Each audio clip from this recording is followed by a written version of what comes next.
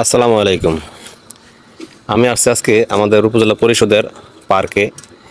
কিছুদিন আগে পার্কের ভিতরে নতুন করে সৌন্দর্যবর্ধন করা হয়েছিল।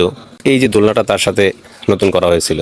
তা আসলে এই যে দোলনাটা তৈরি করলো, হ্যাঁ, এত নিম্নমানের একটা পাইপ দিয়ে দোলনাটা তৈরি করছে। দেখুন, আমি আপনাদেরকে কাছ থেকে দেখাই।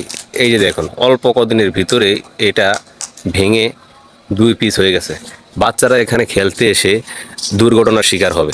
তো এত নিম্নমানের পাইপ দিয়ে এই যে এগুলো তৈরি করছে, আসলে এটা মোটেও ঠিক না। সরকারি বরাদ্দ কেমন ছিল জানি না, কিন্তু এই যে আপনারা দেখতে পাচ্ছেন, এই যে দেখেন ফাটা রাখছেন, এই যে ফাটা।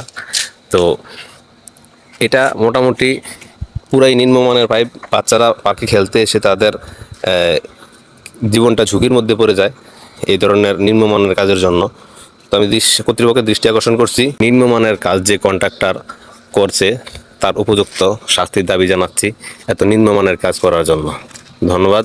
আসসালামু আলাইকুম রহমতুল্লাহি ওয়া বারাকাতুহু।